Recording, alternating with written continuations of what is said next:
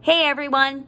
Today we're going to dive into some nutrition label comparison with some common fats that you might use in cooking and baking, being olive oil, butter, and margarine, which is represented by a piece of paper because I don't use margarine. I'll explain why in this video.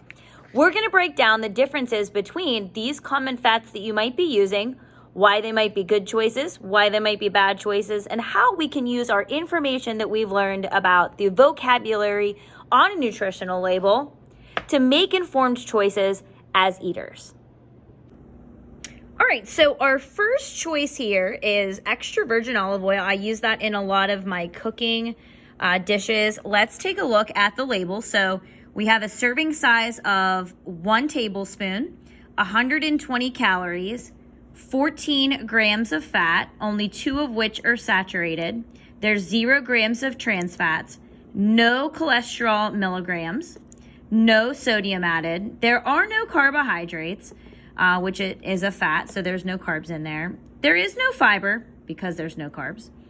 And there is 0 grams of total sugar, which is good. No grams of protein, and there's really no content of vitamin D, calcium, iron, or potassium. One thing that I love about this olive oil is that there's only one ingredient, extra virgin olive oil. I really don't like whenever products have 1,000 ingredients that are added that I don't know what they are. I like to eat the whole food. So we've talked about that whole food approach. So that is a good advantage to olive oil. It's basically just olive oil. Now let's compare this olive oil to butter. Now I do use butter in baking especially and sometimes in cooking ingredients, but let's compare the difference between olive oil and butter. So for butter, serving size is exactly the same, 1 tablespoon for each one of those. Calories are actually less. So whenever I consume this butter, I'm actually getting less calories.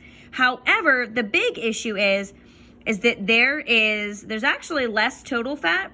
But the problem with butter is that there are 7 grams of saturated fat. So this is 35% of my daily value of saturated fat. So if I consumed 3 tablespoons of butter, that's actually my saturated fat content for the entire day. So you can discount any meats or eggs or anything you might eat because you've already taken in all of your saturated fat for the day.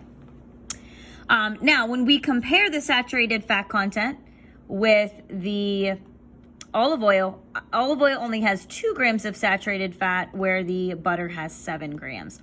Let's look at the cholesterol. So there is cholesterol content and there is sodium content, which with cholesterol, that most likely is LDL cholesterol being an animal fat, and sodium, which it can increase your blood pressure. There is 4% of your daily value of sodium there. So that's not really good. Again, there's no carbohydrate, no protein because it is a fat.